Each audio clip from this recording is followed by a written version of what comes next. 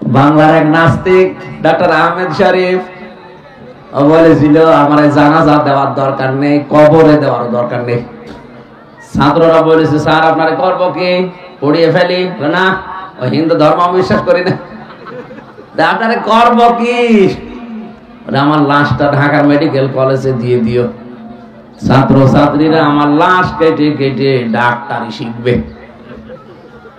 মারা যাওয়ার পরে নিয়ে গেছে অ্যাম্বুলেন্সে করে। মুসলমান ছাত্র ছাত্রী যারা মিছিল আরম্ভ করেছে, না এ নাস্তিকের লাশ নিয়ে আমরা ডাক্তারি শিখবো না, যে আল্লাহরে বিশ্বাস করেন ওরে কেটে কি পাবো। অ্যাম্বুলেন্সের ড্রাইভাররা জানে ভার্সিটির ছেলে মেয়েরা যদি একবার খেপে ওই অ্যাম্বুলেন্সে আগুন লাগিয়ে দিতে পারে, তাড়াতাড়ি মাথা ঘুরিয়ে দেটা কোথায় নিয়ে যাবে। ওর তো জানাজা দেওয়া নিষেধ, কবরে দেওয়া নিষেধ, পুড়িয়ে ফেলাও নিষেধ, টেনে ফেলে দিয়েছে। কুকুর শ্রীগালি খেয়েছে। এরকম দু একটা যদি শুরু হয় আমার মনে হয় অনেক নাস্তিকও টাইট হয়ে যাবে। অনেক চারটা বিষয় আমি 2 বছর 8 মাস ওনার সাথে ছিলাম, সবচাইতে বেশি 4টা বিষয় আমাকে বলতো। এই জানাজার বিষয়টা 1 নাম্বার, যে এটা আমি পড়াবো না। খুব কঠোর বিষয় হওয়া লাগবে আমাদেরও, কারণ হারাম কাজ। নবীজিকে আল্লাহ পাক আয়াত নাযিল করে জানিয়েছেন ফালাই ইয়াগফিরাল্লাহু লাহুম। এখানে আল্লাহ যদি মুনাফিক শুধু আব্দুল্লাহ ইবনে উবাই উদ্দেশ্য হতো তাহলে তার নাম দিত, আল্লাহ হুম দিয়েছেন। তার মানে এর মতো চরিত্র কিয়ামত পর্যন্ত অনেকের হবে, আল্লাহ জানে। তাদের জন্য যদি 70 মাররাতান 70 বার আমরা দোয়া করি, কবুল হচ্ছে না, হবে না। এক ফির মজারে বর্তমান ভবিষ্যৎ, প্রেজেন্ট ফিউচার। হে নবী, মুনাফিকের জন্য যদি আপনি দোয়া করেন 70 বার না। নবীজি ওই আয়াতের তাফসিরে আমি পড়েছি, তাফসিরে হাক্কানিতে উনি মনে মনে করছিলেন আমি 71 বার দোয়া করব এই লোকটার জন্য। আল্লাহ তো 70 বারের কথা দিয়েছে, আমি 71 বার করব। তখনই ফালাই ইয়াগফিরাল্লাহু লাহু নাযিল হয়। হে নবী, এর জন্য 71 বার না, আপনি কোটি কোটি বার এর জন্য দোয়া করলে কবুল হবে না। কাকে বলেছে? যে নবী কোনদিন হাত তোলায় লাগেনি, মনের ভেতরে কামনা আসলে দোয়া কবুল হয়ে গেছে। জামালপুরবাসী মাথায় যদি মগজ থাকে চিন্তা করেন, এই লোকটা নবীজির পেছনে নামাজ পড়তো, নবীজির সাথে রোজা রাখতো, ইফতারি করতো, ওর সব ছিল প্রায় নবীর মতো। শুধু রাজনৈতিক দর্শনে আল্লাহর নবীকেও মানত না। তলে তলে ওর নেতা ছিল আবু জেহেল। রাজনৈতিক জীবন যে একটা জীবন বলে আছে, অনেকে মনে করে না এটা দুনিয়ার কাজ, অথচ এটাও দিয়েছে আখিরাত তৈরি করা যায়। অনেকে জানেও না, বিশ্বাসও করে না। ওই কথাগুলো সতর্কমূলক বলতে গেলে বলো হুজুর এটা রাজনীতি। কোরআনে নামাজের কথা বললে যদি রাজনীতি না হয়, রমজানের কথা বললে যদি রাজনীতি না হয়, কোরআন দিয়ে নবীজি 10 বছর এ দেশ চালিয়েছেন, এই কথা বললে রাজনীতি হয়, বুঝতে হবে আপনি মুনাফিক। মুনাফিক মারা গেলে আমি আবার বলছি এর জন্য 70 বার 71 বার না, শুধু হামজা দিয়ে না, গিয়াসউদ্দিন দিয়ে না। আপনি যদি একেবারে কাবার ইমাম সোদাইসি দিয়েও জানাজা পড়ান, ওটা কবুল হবে না। এজন্য আমরা যেন মুনাফিকের কোন জার ভেতরে না থাকে। এটা নিয়ামত, এটা মনে করে আমরা খুশি, আমরা মুখে প্রকাশ করছি, বলেন আলহামদুলিল্লাহ। 2 নম্বরে মনের ভেতরে একটা অনির্বাচন সুখ পাবেন আপনি। কি সুখ? শব্দ উচ্চারণ করতে পারছেন না? একটা অনির্বাচন সুখ আপনি অনুভব করবেন। এটা কেমন? এটা পাখি যখন ছ মারে, বাচ্চাগুলো পলকের নিচে, পালকের নিচে, এই যে নরম মোলায়েম সফট কমল মায়ের পাখার নিচে আশ্রয় নিয়ে একটা কিচির মিচির আওয়াজ দেয়। বাংলাতে এটারে বলা হয় অনির্বাচন সুখ। আপনি যখন কোরআনে কারিমের অনুষ্ঠানকে নিয়ামত মনে করবেন, আপনার অন্তরে ওইরকম একটা সুখ অনুভব করবেন। আপনি বলেন সুবহানাল্লাহ। তিন নাম্বারে এখান থেকে যেটা ডেলিভারি দেওয়া হবে, এই কথাগুলো আপনার প্র্যাকটিক্যাল লাইফে আপনি মিলানোর সিদ্ধান্ত নেবেন আল্লাহর মর্জি মতো। কয়টা বললাম? আরো জোরে বলেন। এই তিনটা বিষয় যদি সমন্বয় হয়, লা আযীদান্নাকুম, অবশ্যই আমি আল্লাহ তোমাদের জীবনে এরকম নিয়ামত আরো দেব। ওয়ালাইন কাফারতুম, যদি নাশকরি করো, কুফরি করো, মর্যাদা না দাও, দাম দিতে না চাও, মূল্য না দাও, ইন্না আযাবি লাশাদীদ, অবশ্যই কঠিন যন্ত্রণাদায়ক আযাবের ভেতরে ফেলে দেব, শক্ত আযাবে। এই আযাব বিভিন্ন রকমের হতে পারে, সুতরাং এটা নিয়ামত মনে করে আরেকবার বলেন আলহামদুলিল্লাহ। দরুদ আর সালাম পড়ছে আমাদের নবী মুহাম্মদুর রাসূলুল্লাহ সাল্লাল্লাহু আলাইহি ওয়াসাল্লামের প্রতি। এখানে মাওলানা সাহেব সহ যত আলেম বসে আছে, এই পেছনে এত কথা বলে কারা গো? একটু দেখেন তো। এই বাচ্চারা, এখানে মারা নেই, খালারা নেই, ওগুলো সামলান, ওগুলো আরো আল্লাহ রাস্তা ছেড়ে দিয়ে গেছে। সম্মানিত মা বোনেরা, আপনারা বাচ্চাদের কারণে ডিস্টার্ব হচ্ছে, ওগুলো একটু কন্ট্রোল করেন। দিনের বেলায় জন্য অনুষ্ঠানগুলো ঝামেলা হয়, গ্যাঞ্জাম থামাতে লাগে আরো দুইজন। আমি কারে কি বলছি বলেন তো?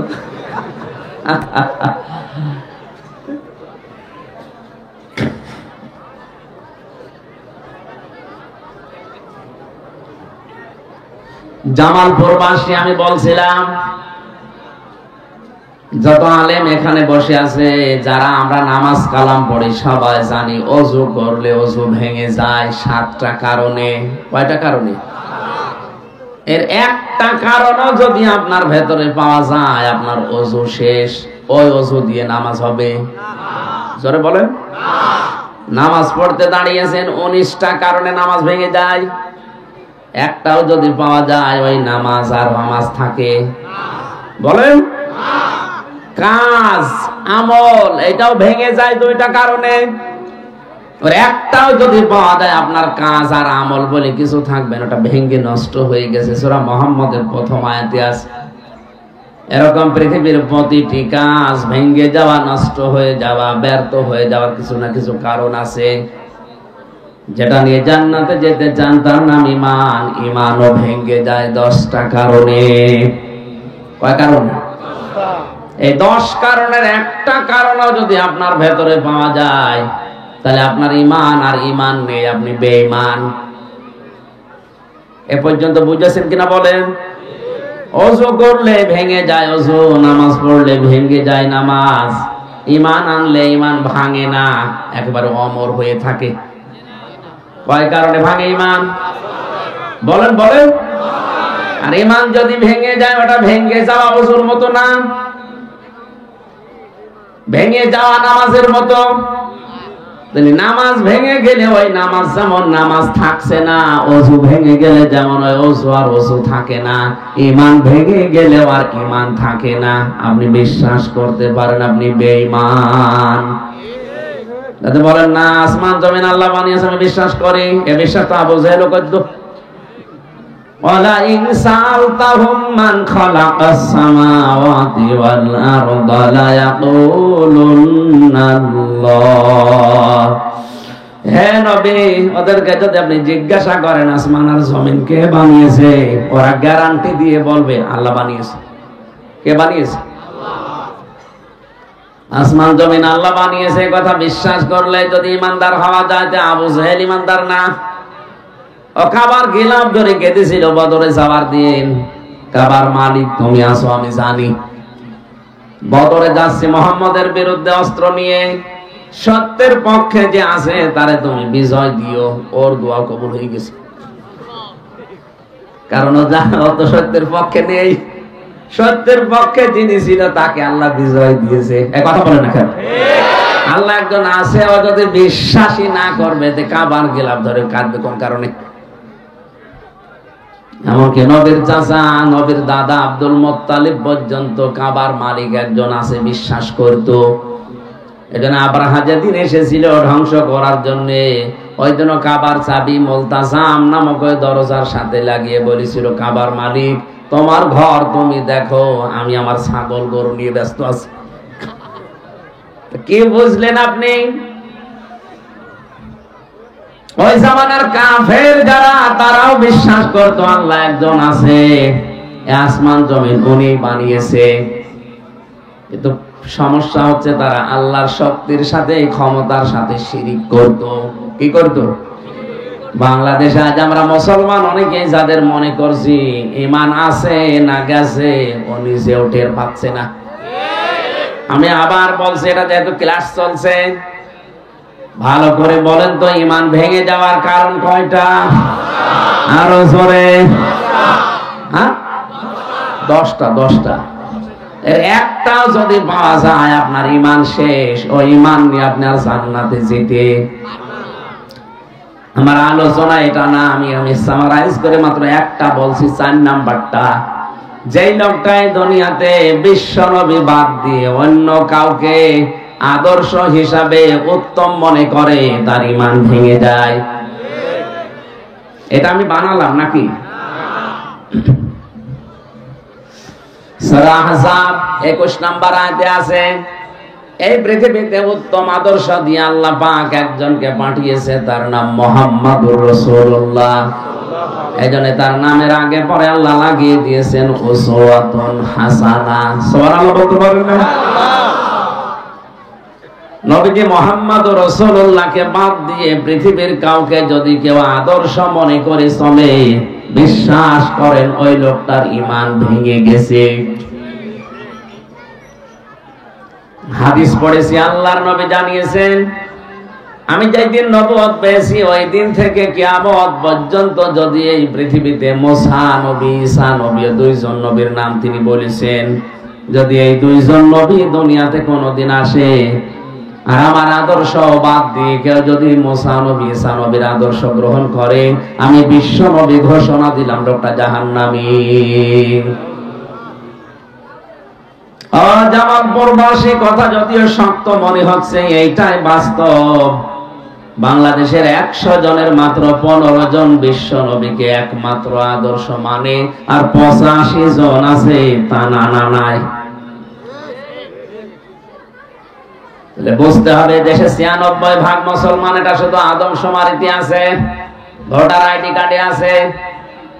বাস্তবে দেশে মাত্র 15% মুসলমান আমরা বিশ্ব নবীর আদর্শ মেনে নেওয়া পাই।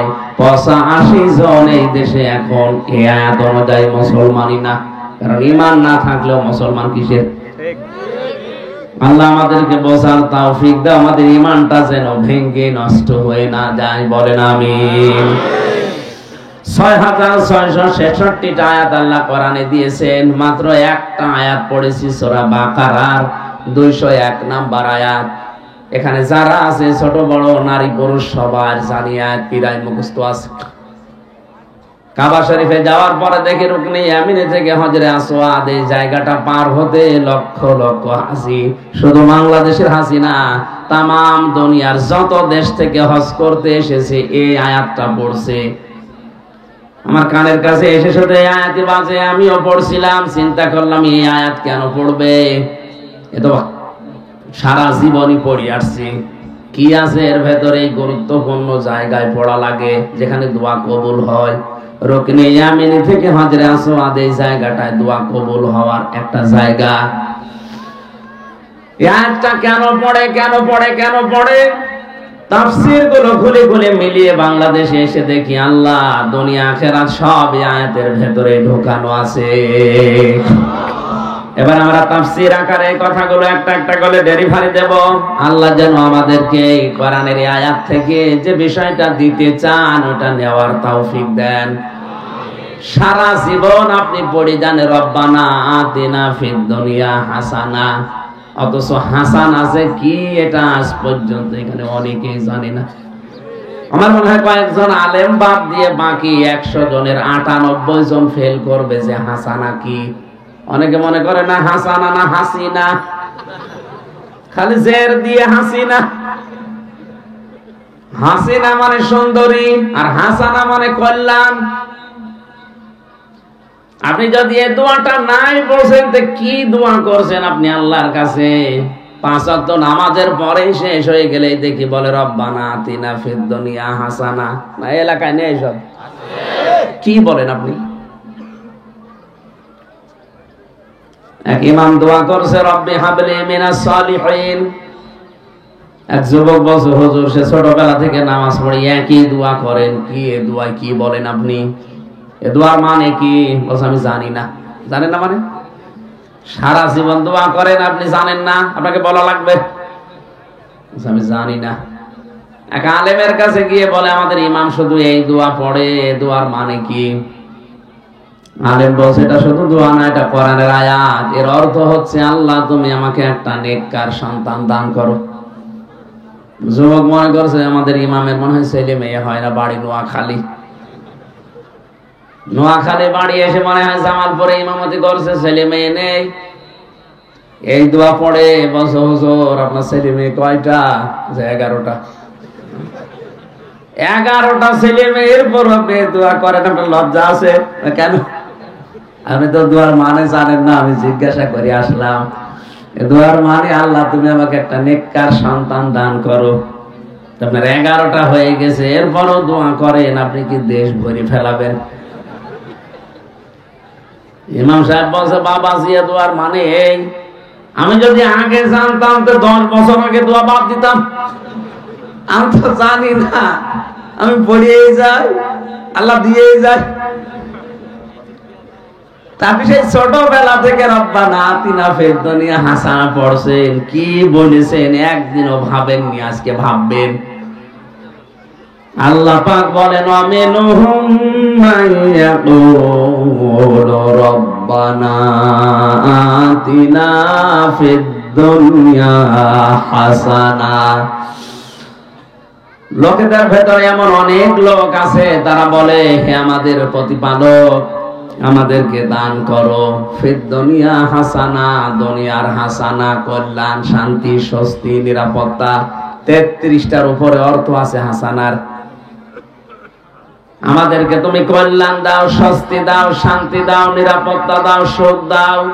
কোথায়? এটা ক্লাস চলছে না? আপনি কোন জায়গার জন্য বললেন? দুনিয়া। বলেন বলেন, আরো জোরে বলেন। তাহলে আগে দুনিয়া শান্তিময় করা লাগবে, দুনিয়ার হাসানা আগে পাওয়া লাগবে, এরপরে যে আখিরাতের হাসানা। দুনিয়ার হাসানা যদি কেউ না পায় আখিরাতের হাসানা ও পাবে না। দুনিয়ার হাসানা কয়টা? তাফসীরের ভেতরে আমি পেয়েছি দুনিয়ার হাসানা ফি জিলালিল কোরআনে পাবেন 10টা। কেউ যদি 10টা বিষয় দুনিয়ায় পায় সে যেন দুনিয়ার হাসানা পেয়েছে। আফিল আখিরাতি হাসানা, আখিরাতের হাসানা দাও। আল্লাহ বলেন আখিরাতের হাসানা 5টা। অকিনা আযাবান নার, জাহান্নাম থেকে তুমি আমাদেরকে বাঁচাও। আল্লাহ পাক বলেন জাহান্নাম থেকে বাঁচতে হলে মাত্র একটা কাজ করা লাগবে। কয়টা? এদিকে 10, ওইদিকে 5, এদিকে 1, কত? এই 16টা জিনিস আছে আয়াতের ভেতরে। এবার আমরা একটা করে সিরিয়াল করে দেখি এই 16টা আমরা আসলে পেলাম কিনা। যদি আপনি না পেয়ে থাকেন মনে করবেন আপনার দোয়া কবুল হয়নি, ওটা মাঠে মারা গেছে। বিল্লাহি মিনাশ শাইতানির রাজিম। বিসমিল্লাহির রহমানির রহিম।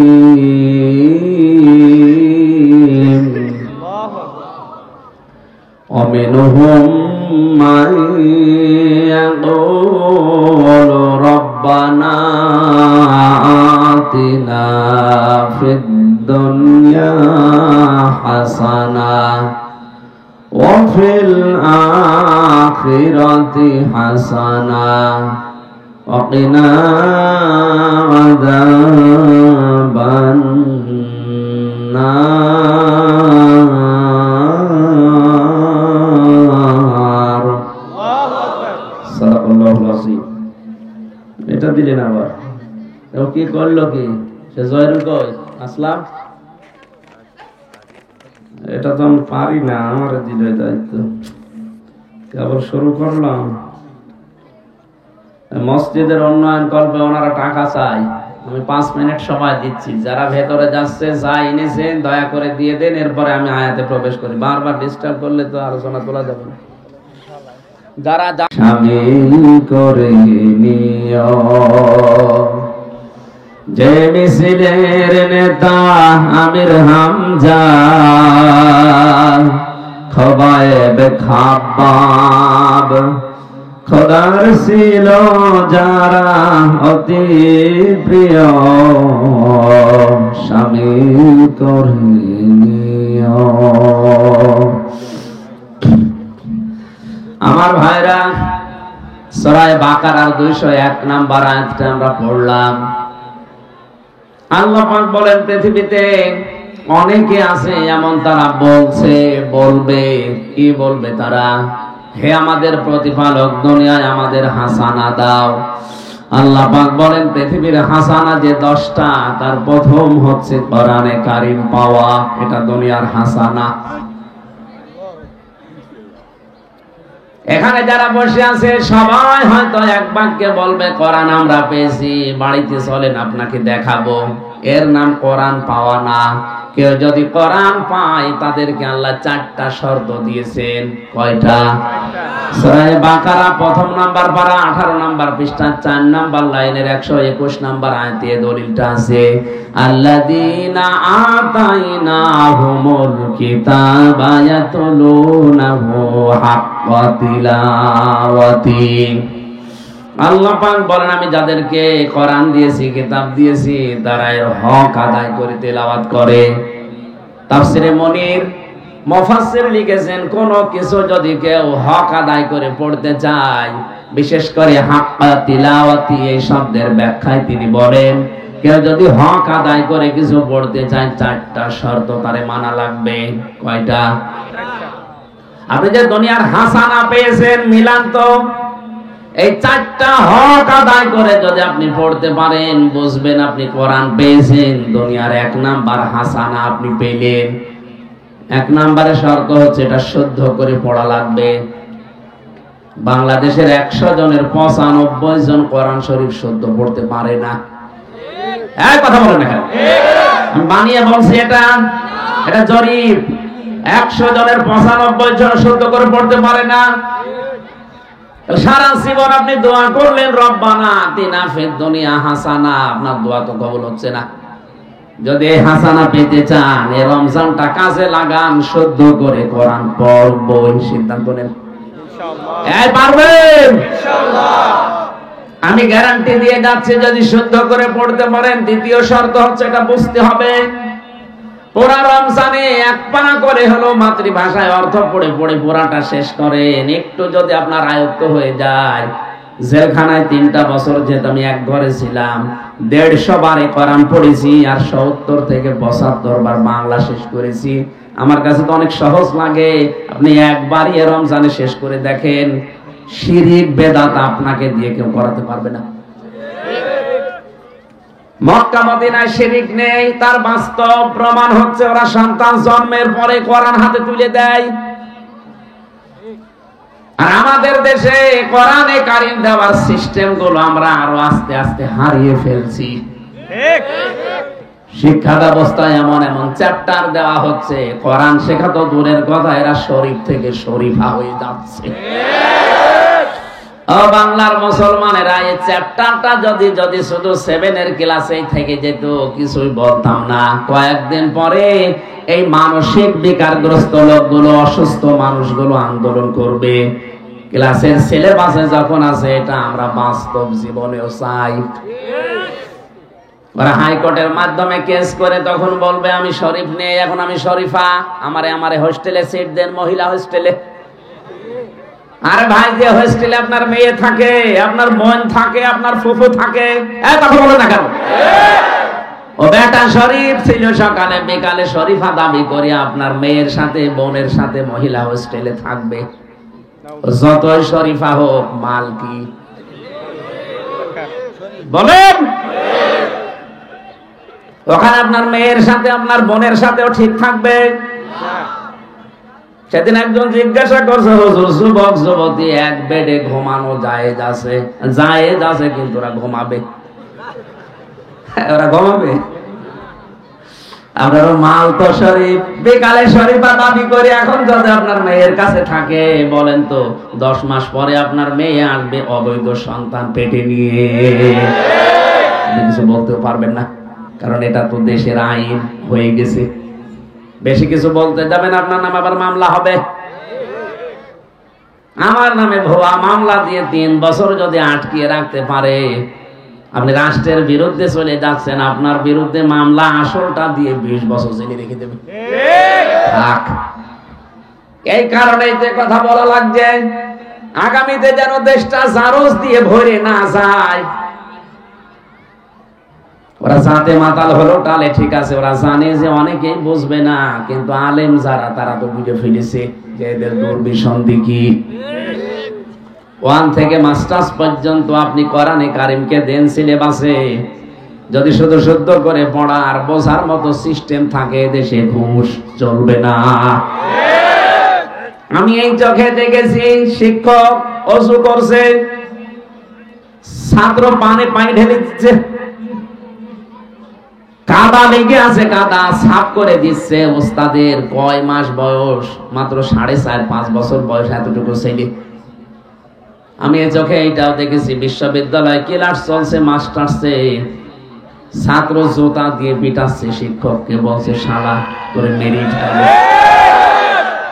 এটাও তো ছাত্র, এটাও ছাত্র। এটা কোরআনের স্পর্শ পেয়ে মানুষ হচ্ছে, আর ওটা মাস্টার্স করার পরে কোরআন পায়নি, ওটা জানোয়ার হয়ে গেছে। বাংলায় যারা দায়িত্বে আছেন, আগামী প্রজন্মকে যদি এখনো মানুষের মতো মানুষ করতে চান, কোরআনে কারিম দেন। রমজানে সিদ্ধান্ত নেন, সিলেবাসে 100 মার্কের কোরআন আমরা ঢোকাবো। এটা তো রাজনীতি, এটা রাজনীতি না?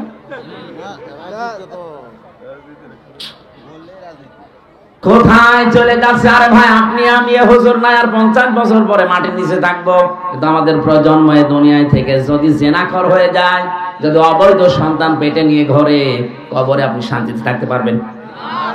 দুনিয়ায় যেগুলো রেখে গেলেন, এগুলো যা করবে ফ্লাক্সি লোড হয়ে, বিকাশ হয়ে সব কবরে যাবে। এখন যদি বলেন হুজুর আমার বিকাশ নাম্বার খোলা নেই, এমনি খুলে যাবে? খোলা লাগবে। যা রেখে গেছে কি খোলা লাগবে? আপনি রেখে গেছেন তো পরিমণি, স্বামী পাল্টাতে পাল্টাতে কত স্বামী যে পাল্টেছে নিজেও জানে না। আমাদের পাশে জেলে ছিল, জেলের ভেতরে যে সাজগোজ করে, মানুষ ওখানে টেনশনে চিন্তায় বাঁচে, আর ওর সাজের শেষ নেই। এমন মেয়ে, এমন ছেলে রেখে যাচ্ছেন, এমন বউ রেখে যাচ্ছেন, আপনি কবরে যাওয়ার পরে ওরা অবৈধ কাজ দুনিয়ায় করবে, আর ওইটা সবগুলো সামারাইজ হয়ে আপনার কবরে যেতেই থাকবে। বলেন নাউজুবিল্লাহ। এখানে সে যত বড় দায়িত্বে আছেন, তার কিন্তু কবরে সমস্যা বেশি হবে। আমি নাম নিলাম না, যারা বড় দায়িত্বে আছেন তারা এখনো নিজেকে কন্ট্রোল করেন। রাম বামদের কুপরামর্শে নিজের প্রজন্মকে যদি আপনি জাহান্নামে বানিয়ে ফেলেন, আমি নিচে নামলাম না, কিছু বলতে গেলে ওদের গায়ে চাই লাগে, আমি করবো কি? বলে হুজুর আমার বিরুদ্ধে বলবেন না, তাই আপনার বিরুদ্ধে বলবো, আপনার চিনি আমি। খুলনা এক মাহফিলে 19 সালে আমারে বলছে, হুজুর রাজনৈতিক কথা বলা যাবে না, স্বামী স্ত্রীর গন্ডগোল কেন হয় বলেন। ঠিক আছে বলছি। সূরা নিসার 34-35 নাম্বার আয়াতের ব্যাখ্যা করলাম। এখন ওনার যে দিনের বেলায় বোর সাথে হাতাহাতি হয়েছে, ও সাথে আমি জানি না। রাতের বেলা খাবার ওনার বাড়িতে গেছি, আমার সাথে কথা বলছে না, মুখ গোমরা করে আছে। কি ভাই কথা বলেন না? হুজুর আমার বোর সাথে আমার গন্ডগোল হয়েছে, আপনাকে বলে দিয়েছি, কে বলেন? বললাম কেউ বলেনি। না, আপনি যা বললেন সব আজকে আমার হয়েছে। আমারে কেউ বলে দিয়েছিল না, মানে বলেছে একজন। কোরআনে কারিমে 1500 বছর আগে আল্লাহ নিজে বলেছেন যে এই কারণে গন্ডগোল হয়, আর এটা মেটানোর পদ্ধতি এই। আপনি যদি ওই কাজ করেন, আপনার গন্ডগোল তো হবেই। কথা বলেন না কেন? এই জন্য আমাদের আমাদের আমাদের আমাদের আমাদের এখনই উচিত, এই মুহূর্তে উচিত কোরআনে কারীম শুধু পেয়েছি বললেই হচ্ছে না, এটা শিখতে হবে। শুধু শিখলেই হবে না, এটা বুঝতে হবে।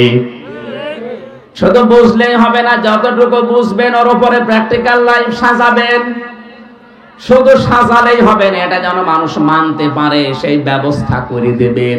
হক বললাম কয়টা? এবারে কোরআনে কোরআন পড়ার ব্যাপারে তিনটা শব্দ আমি পেয়েছি, কারা আর রাতালা তালাওয়া। এই তিনটার আবিধান বেত্তা যারা অভিধান বেত্তারা লিখেছেন তিনটাই, পড়া, বোঝা, আমল করা আর মানুষের কাছে পৌঁছিয়ে ব্যবস্থা করা, মানার। এবার আপনি বলেন তো, আপনি দুনিয়ার হাসানা আসলে পেয়েছেন কিনা? আমাদের দেশি সর্বোচ্চ জায়গায় যিনি আছেন ওখান থেকে আমি হামজা পর্যন্ত যারাই বলছি রব্বানা আতিনা ফিদ দুনিয়া হাসানা, আসলে আমরা কোরআন পেয়েছি? বলেন না, পাইনি। কারণ এই চারটা বিষয় আমরা এখন মানতে পারছি না। শুদ্ধ করে হয়তো আমরা পড়ি, বোঝারও চেষ্টা করি, কম বেশি আমলও করছি, কাজেও লাগাচ্ছি। 4 নম্বরে দেশের মানুষকে এটা মানানোর ব্যবস্থা করা দরকার। এই কাজ করতে গেলে তখন আমাদের উল্টা পাল্টা নাম দিয়ে দেয়। এক কথা বলছেন আল্লামা আহমেদ শফী যতদিন পর্যন্ত কোরআন পড়েছে কোনো সমস্যা তার ছিল না এই দেশে। যতদিন বুঝেছে কোনো সমস্যা ছিল না, কম বেশি আমলও করেছে নিজের সার্কেলে, কোনো অবস্থায় সমস্যা হয়নি। যখনই বলেছে না এর ভেতরে যা আছে আমি মানুষকে মানাবো, এর ভেতরে আছে আল্লাযীনা ইউযুনা রাসূলাল্লাহ লাহুম আযাবুন আলীম, যারা রাসূলকে কষ্ট দিচ্ছে দিবে, তাদের জন্য ভয়ঙ্কর শাস্তি আল্লাহ রেডি করে রেখেছে। সুতরাং এই দেশের মানুষ যেন নবীকে কষ্ট দিতে না পারে, গালি দিতে না পারে, বিষয় আমি সোচ্চার। ডাক দিয়েছিলেন শাপলা চত্বরে, রাম আর বামরা নামই পাল্টিয়ে দিয়েছে তেতুল হুজুর। নাম কি তেতুল হুজুর? আহমেদ শফী কত সুন্দর নাম, নামটাই পাল্টিয়ে গেছে। সুতরাং কোরআন পেয়েছি, কোরআন আমার ঘরে আছে, মাথার উপরে রাখা, এ কথা বললে হচ্ছে না। এই চারটা হক আদায় করা লাগবে। উলাইকা ইউমিনুনা বি, এরা আমার কোরআন বিশ্বাস করে। ওমা ইয়াকফুর বিহি ফাউলাইকা হুমুল খাসিরুন, যারা এই চারটা শর্ত মানে না, ওরা কোরআন বিশ্বাস করে না, ওরা ক্ষতিগ্রস্ত। বলেন নাউজুবিল্লাহ। আমরা দুনিয়ার হাসানা পাইনি। আমি সামারাইজ করছি খুব তাড়াতাড়ি, আমার যেতে হবে সে নড়াইল মাশরাফি বিন মর্তুজার ওখানে মাগরিবের পরে। এখানে 8টার সময় ওঠার কথা ছিল, তুলতে তুলতে 9টা বেজে গেল। দ্বিতীয় নম্বরে কোরআনের হেদায়েত পাওয়া। আমি সবগুলো তাফসীর থেকে নোট করেছি, একটাও বানিয়ে বলছি না। এখন যদি বলেন আমি কোরআনের হেদায়েত পেয়েছি, কে বলছে আপনি কোরআনের হেদায়েত পেয়েছেন? এই নরসিংদীর গিরিশচন্দ্র সেন, এ বেটা হিন্দু, আমার চাইতে কোরআন বেশি পড়েছে, বেশি লিখেছে, বেশি বুঝেছে। এখানে যত আলেম আছে আমি সহ কেউ বুকে হাত দিয়ে বলতে পারবেন না পড়া কোরআনের প্রতিটি শব্দের অর্থ আমার জানা আছে, কারো বলার সাহস নেই। আমারও মনে নেই, আমি পড়েছিলাম, এখন আবার স্টাডি করা লাগবে, দেখা লাগবে। কিন্তু ওই হিন্দু বেটা পড়া কোরআন শরীফের প্রতিটি শব্দের অর্থ ওর জানা ছিল, ও তাফসীর পর্যন্ত লিখেছে। আপনি ভাবেন তো, আপনার চাইতে আমাদের চাইতে কোরআনও পড়েছে কত বেশি, বুঝেছে কত বেশি, লিখেছে কত বেশি, কিন্তু কোরআনের হেদায়েত পেয়েছে? বলেন। মারা যাওয়ার পরে কবর পেয়েছে? জানাজা পেয়েছে? কি করিস? পড়িয়ে ফেলিস। আপনি বলছেন আমি কোরআনের হেদায়েত পেয়েছি, কই কোরআনের হেদায়েত পাওয়ার জন্য যে 500 আয়াত থাকা দরকার আমাদের সমাজে একটাও নেই। কিভাবে পেলেন? এর ভেতরে 500 আয়াত আছে শরীয়তের বিধান, এগুলো সব বর্ডার। এ বাংলাদেশ পার হতে হলে ভারতের যতগুলো বর্ডার আছে, যে কোনো বর্ডার দিয়ে পার হতে হলে আপনাকে পাসপোর্ট দেখানো লাগবে। কথা বলেন না কেন? আল্লাহ পাক দুনিয়ায় বর্ডার দিয়েছেন 500। কত? 500। তিলকা হুদুদুল্লাহ, এগুলো আল্লাহর হুদুদ, বর্ডার। এই বর্ডার গুলো যেন ক্রস না হয়। যে সমাজে এই বর্ডার ক্রস হয় না, ওইটাই হেদায়েতের সমাজ। আমাদের দেশে, আমাদের সমাজে সব বর্ডার ক্রস করে অলরেডি চলে গেছি আমরা আমেরিকায়। এই দেশটা এখন গেড়া কলে পড়ে আছে। এদিকে একদিকে আমেরিকা আর একদিকে চীন আর রাশিয়া আর ভারত, আমরা মাঝখানে। এদিকে গেলেও মরবো, ওদিকে গেলেও মরবো, আমরা করবো কি? এখানে শুধু প্রধানমন্ত্রীর দোষ না, উনি করবে কি? যেদিকে যাবে সেদিকেই মায়ের খাওয়া লাগে। একটা গেড়া কলে আমাদের ফেলে রেখেছে। এ কথা বলতে গেলে এটা আন্তর্জাতিক পর্যায়ে ষড়যন্ত্র হবে, আমি জানি। দুনিয়ার হাসানা আমরা আসলে পাইনি। 3 নম্বরে দুনিয়ার হাসানা, পরিশ্রম করতে পারা, শ্রম দেওয়া, এটা দুনিয়ার হাসানা। আজ হাজার হাজার মানুষের চিন্তা ভাবনা, কোনো কাজ করব না, শুধু বসে বসে খাবো। কিসের দোয়া করেন আপনি? রব্বানা আতিনা ফিদ দুনিয়া হাসানা। পরিশ্রম করা, এটা দুনিয়ার হাসানা। দুনিয়ার কোন নবী বসে খায়নি, সব পরিশ্রম করে খেয়েছে। আদম নবী চাষ করে খেত, হযরতে দাউদ নবী লোহা পিটিয়ে সোজা করে খেত, আমাদের নবী মুহাম্মদুর রাসূলুল্লাহ ব্যবসা করে খেত। আর 48,000 পীর এই বাংলাদেশে একটারও কোনো কাজ নেই, শুধু বসে বসে খায়। দেখান সরকারি জরিপে 48,000-এর উপরে পীর। আরে ময়মনসিংহ বিভাগে তো আরো বেশি। ঘরে ঘরে পীর। কোন কাজ আছে আপনি বলেন? সুবহানাল্লাহ, আলহামদুলিল্লাহ। কি দাঁড়িয়ে আছেন কোন কারণে? বসেন। সুবহানাল্লাহ, আলহামদুলিল্লাহ, লা ইলাহা ইল্লাল্লাহ, লা ইলাহা ইল্লাল্লাহ, মুহাম্মাদুর রাসূলুল্লাহ। আমার ভাইরা, পৃথিবীতে পরিশ্রম করার জন্য আল্লাহ মানুষকে বানিয়েছেন। লাকাদ খালাকনাল ইনসানা ফি কাবাদ।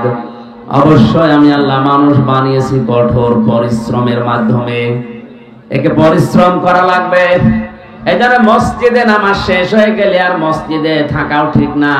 ফাইদা উদিয়াতিস সালাতু ফান্তাশিরু ফিল আরদি ওয়াবতাগু মিন ফাদলিল্লাহ। নামাজ যখন শেষ হয়ে যাবে, ছড়িয়ে যাও জমিনে। কোথায়? জমিনে ছড়িয়ে আপনি কি করবেন? ওয়াবতাগু মিন ফাদলিল্লাহ, আল্লাহর ফজল, আল্লাহর রিজিক অনুসরণ করেন, অন্বেষণ করেন। এজন্য আমাদের উচিত হচ্ছে পরিশ্রম করা। আজ আমাদের দেশে 18 কোটি মানুষের হাত আছে, 36 কোটি। এগুলো যদি আমরা পরিশ্রমের হাত বানাতে পারি, পৃথিবীর কারো কাছে হাত পাতা লাগবে না। দুনিয়ার হাসানা আমরা আসলে বুঝি নাই। 4 নম্বরে দুনিয়ার হাসানা, পৃথিবীর নিরাপত্তা তৈরি করা। আজ আছে নিরাপদ? চাচা এরশাদ বেশি দেখতে বলেছিল যে দুনিয়াটা এমন হয়ে গেল, বাংলাদেশ বাইরে গেলে গুম হয়ে যায়, আর ঘরে থাকলে খুন হয়ে যায়। যুবতী মেয়ে কলেজে যাবে, বিশ্ববিদ্যালয়ে যাবে, মা যায় না, মাঝে বসে দোয়া করছে, আল্লাহ মেয়ে কি একা আসবে না জামাই নিয়ে আসবে?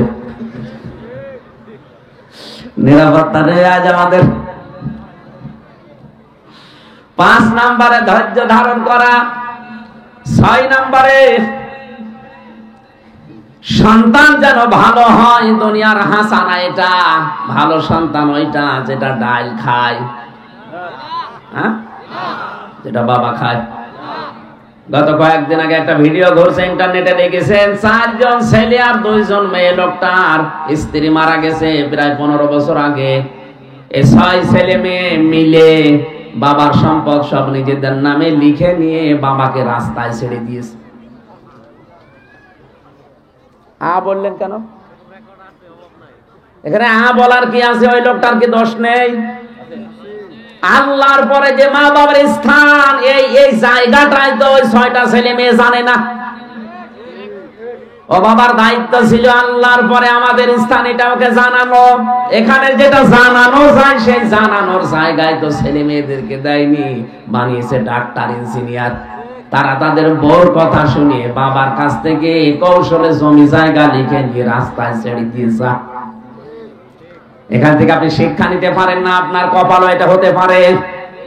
এটা আল্লাহর পরে যে আপনার স্থান, আকাদা রাব্বুকা আল্লা তা'বুদু ইল্লা ইয়াহু ওয়া বিল ওয়ালিদাইনি ইহসানা।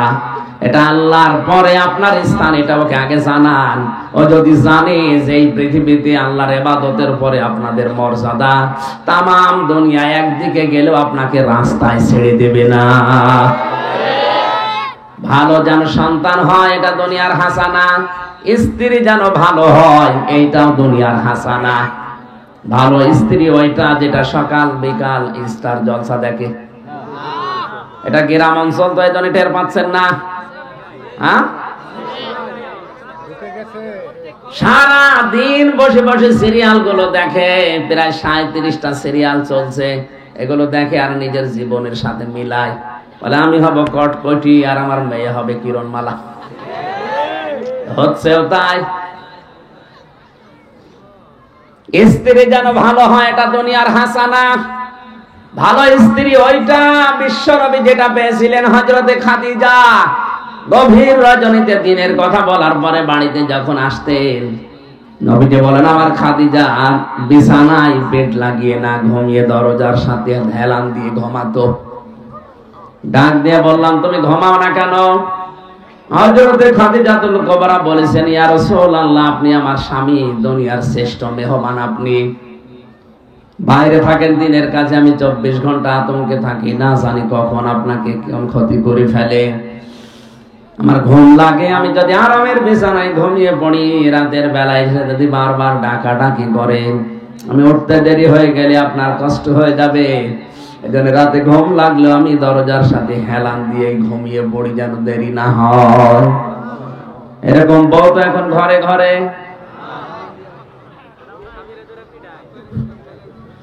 হ্যাঁ, ওরা রাত জেগে থাকে কিন্তু আপনার জন্য না, সিরিয়ালের জন্য।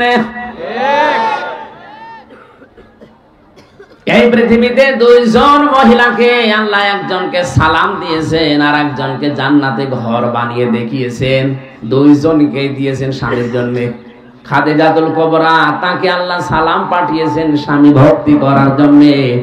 হযরতে আসিয়াকে জান্নাতের ঘর দেখিয়েছেন স্বামী ভক্তি করার জন্য। সূরা তাহরিমের 12 নম্বর আয়াতে আছে, 11 নম্বর আয়াতের শেষের দিকে আছে, তার হাতের ভেতরে ব্রেক লাগিয়ে, পায়ের ভেতরে ব্রেক লাগিয়ে মাথার উপরে গরম তেল দিয়েছে তার স্বামী ফেরাউন। হযরতে আসিয়া এই কঠিন অবস্থায় স্বামীর উপরে বরদোয়া দেননি, বলেছিলেন রব্বি নাজ্জিনি মিনাল কওমিস সালিমিন। এই যে এক আলিফ টান দিয়ে রব্বি নাজ্জিনি, হে আমার রব তুমি আমাকে বাঁচাও এই জালেমদের কবল থেকে, আমার স্বামীর অত্যাচার থেকে আমাকে বাঁচাও, কিন্তু স্বামীর উপরে তুমি গজব দিও না। ও জামালপুরের মেয়েরা, এত বড় কঠিন যন্ত্রণাদায়ক মুহূর্তেও স্বামীর জন্য তিনি বরদোয়া দেননি। আর আপনি একটা সাবান কম হলে বরদোয়া দেন, আপনি মানুষ। নবীজি জাহান্নামে মহিলাদেরকে মেরাজের রাতে বেশি বেশি দেখেছেন 2টা কারণে। 1 নাম্বার কারণ ছিল তারা স্বামীর নাফরমানি করে। জিবরাইল বললেন এরা স্বামীর নাফরমানি করার কারণে জাহান্নামে বেশি। কি করে নাফরমানি করেছে? সারাটা জীবন এই লোকটা মাথার ঘাম পায়ে ফেলে আপনাকে খুশি রাখার জন্য, সুখ শান্তি দেওয়ার জন্য চেষ্টা চালায়। হঠাৎ একটা শাড়ি কম হয়ে গেলে বাবা মা তুলে আপনি গালি দেন আর বলে ফেলে তোর ঘরে এসে আমি জীবনে কিছু পেলাম না। একথা বলছেন না? আপনার নামাজ রোজা ওই কালো বোরকা সব শেষ। এরকম বউ আছে কার হাত তোলেন তো? না, শরমে না, ভয়তে। কারণ জানে যে এটা ভিডিও হচ্ছে, এখনই যদি বাড়িছে ইউটিউবে দেখে যে হাত তুলেছেন, ওর খাবারও বন্ধ হয়ে যেতে পারে। সম্মানিত মা বোনেরা, যাক আপনারা ভালো আছে, আমার মনে হয় এই ওয়াজ এলাকায় না করাই ভালো ছিল। স্ত্রী যেন ভালো হয়, এটা দুনিয়ার হাসানা। ভালো স্ত্রী ওইটা যার ভেতরে 4টা গুণ পাওয়া যায়। 1 নম্বরে স্বামী বাড়িতে আসলেই দুনিয়ার সব কাজ বাদ দিয়ে স্বামীকে খুশি করার চেষ্টায় থাকে। স্বামী যদি বাড়িতে আসে মেয়েদের জন্য পারিবারিক সব কাজ বাদ, স্বামীর দিকে যদি কেউ তাকিয়ে তাকে খুশি করতে পারে, হাসি খুশি দিয়ে হোক, যেভাবে হোক, যদি কাতু কতু দিয়া লাগে তাও দেবেন। কথা বলছেন না? নিজের স্ত্রী কাতকতুলের সমস্যা আছে। 2 নম্বরে স্বামী যেটা পছন্দ করে ওইটা আপনাকে পছন্দ করা লাগবে যদি জায়েজ হয়। স্বামী পছন্দ করে আপনি যেন হাতা কাটা ব্লাউজ গায়ে দিয়ে থাকেন, কোনো অসুবিধা নেই। কি আপনি হাসছেন মানে? এটা জায়েজ নেই? স্বামী পছন্দ করে যে আপনি ঘরের ভেতরে খোলাখুলি থাকেন, কোনো অসুবিধা নেই। স্বামীর সামনে যদি চুল বের করে থাকেন আরো সওয়াব হবে। এই চুল যদি স্বামী বাদ দিয়ে অন্য কাউকে দেখান, কিয়ামতে এটা সাপ হয়ে কামড় দেবে। আল্লাহর নবী বলেন, কেউ যদি স্বামীর দিকে তাকিয়ে হাসি দেয়, কি দাঁড়িয়ে ভাই, সুবহানাল্লাহ, না শেষ করে দিই। আমার ভাইরা, নবীজি বলেন কেউ স্বামীকে খুশি করার জন্য হাসতে খেলতে দিয়ে যদি দাঁত বের হয়ে যায়, সেই কয়টা দাঁত বের হবে 6টা দাঁতের কথা তিরমিজি শরীফে আছে, 6টা নফল হজের সওয়াব পাওয়া যাবে। সুবহানাল্লাহ বলছো, তোমারও জিনিস আছে। বাড়িতে যে এখন তুমি কোন হাসি দেখবা? ভাবির হাসি দেখা ছাড়া আর কাজ আছে?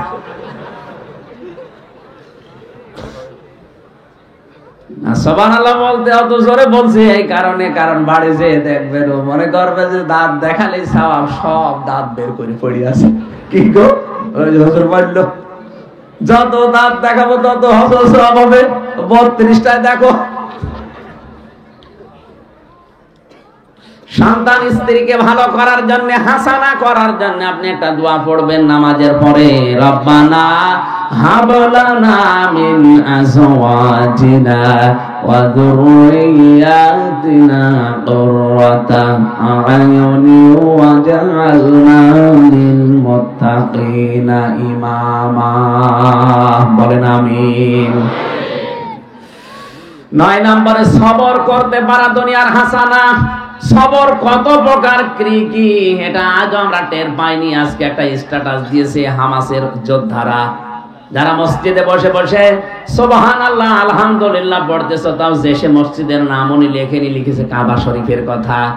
কাবার ওই চত্বরে বসেও যারা সুবহানাল্লাহ আলহামদুলিল্লাহ বলে চোখের পানি দিয়ে এই অশ্রু ভেজাতে আছো, তোমরা যদি এই হামাসের এই ময়দানে, জিহাদের এই কঠোর ময়দানে উত্তপ্ত জায়গায় চোখের পানি না রক্ত ফেলতে পারতে, তখন বুঝতে পারতে যে আসল বিষয়টা কি, সবর কাকে বলে।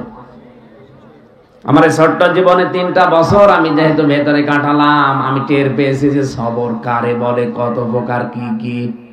এদিকে 3.5 হাত, এদিকে 2.5 হাত, এতটুকু একটা ঘরে 3 বছর তালাবদ্ধ করে রেখে দিয়েছে, যোগাযোগ বিচ্ছিন্ন থাক, খাওয়া দাওয়া যা দেয় খেয়ে বেঁচে থাকলে থাক, মরে গেলে যা। মরে গেলে বলবে চিকিৎসাধীন অবস্থায় মরে গেছে। আর বাংলাদেশের কারাগার গুলোর যে অবস্থা, চিকিৎসা সব রোগের এক ডাক্তার, আপনি যে কোনো রোগের কথা যে বলবেন একই ওষুধ দেয়। আমার মাথায় যে ছোট ছোট চুল এমনি না, 3 বছর ওখানে থাকার পরে এমন একটা রোগ হয়েছিল, যতবার ডাক্তারের কাছে যায়, নিয়ে তো যায় না। যদি আজকে বলি ডাক্তারের কাছে, 3 মাস পরে ওদের নাকি স্মরণ হয়।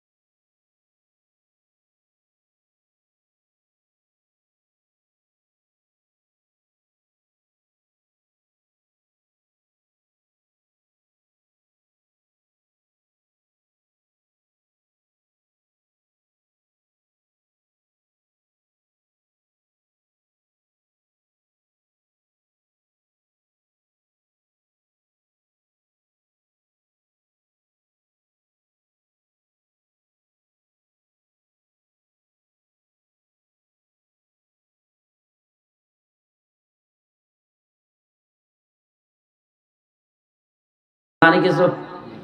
আমি তো এই রোগের ডাক্তার না।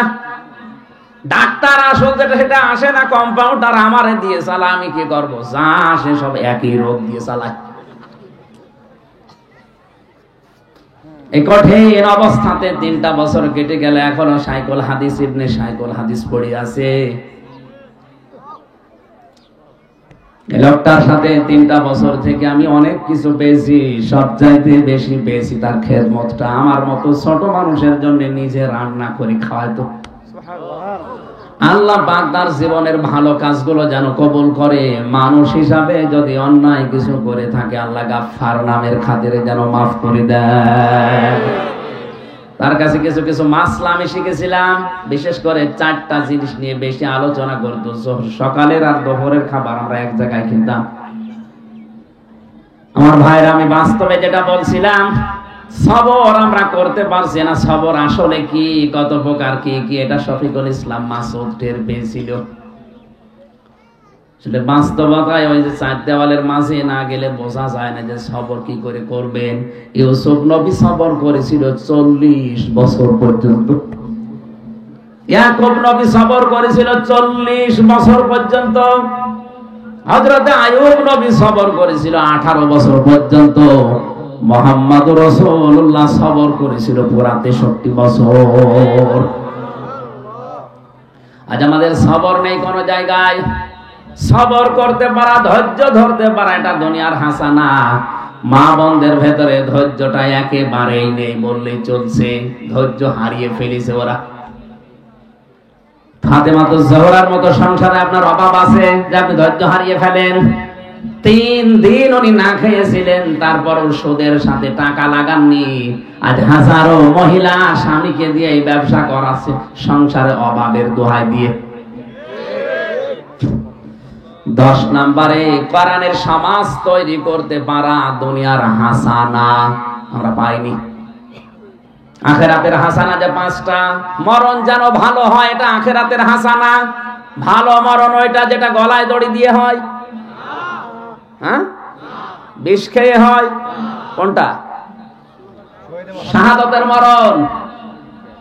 সারাটা জীবন আমরা এই দোয়াই করব, আল্লাহুম্মা ইন্নী আসআলুকা শাহাদাতান ফি সাবিলিক। হে আল্লাহ, তুমি মরণ দিলে সাধারণ ভাবে দিও না, শাহাদাতের মরণ দিও। বলেন আমিন। শাহাদাতের মরণ তো গাছতলায় বসে হু হু করলেই পাওয়া যায়। বলেন একামতে দিনের দায়িত্ব যারা পালন করে উত্তপ্ত ময়দানে, এই মানুষগুলোর শাহাদাত বরণ হওয়া অতি সহজ। এই জন্য জেনে বুঝে বাস্তব সব চিত্র দেখে আমি ইসলামী আন্দোলন করি। আমি একামতে দিনের দায়িত্ব পালন করার জন্য মনে প্রাণে চেষ্টা করি, কারণ জানি এখানে থাকলে শাহাদাতের মরণ হওয়া সহজ। এই লোকটা যদি এখন মারা যায়, ঈমান নিয়ে মরে যাবে, কবরে যাবে, ঘুমিয়ে পড়বে, শেষ, আর কিছু নেই। শাহাদাতের মরণ যদি পায়, কিয়ামত পর্যন্ত জিন্দা থাকবে, আল্লাহ নিজে ওকে খাওয়াবে। এটা তো আমি বানালাম। আলা তাহসাবান্নাল্লাযীনা কুতিলু ফি সাবিলিল্লাহি আমওয়াতা বাল আহয়াউন ইনদা রাব্বিহিম ইউরযাকুন। সূরা আলে ইমরানের 4 নাম্বার পারা 11 নাম্বার পৃষ্ঠা 9 নাম্বার লাইনের 159 নাম্বার আয়াতে আছে। আল্লাহ পাক বলেন, কোন মানুষ যদি আমি আল্লাহর রাস্তায় হত্যা হয়, তাকে মৃত বলবা না, ওরা জীবিত, এবং কিয়ামত পর্যন্ত আমি আল্লাহ নিজে ওদেরকে রিজিক দিতেই থাকবো। 2 নম্বরে কবর যেন ভালো হয়। ভালো কবর ওইটা যেটা পাকা করা হয়। বলেন হযরত ওসমানের মতো মানুষ পড়ে আছে, জান্নাতের সার্টিফিকেট পাওয়া, খালি একটা পাথর দেওয়া। আর বাংলাদেশে গরু ছাগল মরে যায়, কবর 3 তলা হয়। কোথায় পেয়েছে রে ভান্ডামে? সব কবর ভেঙে দেবে।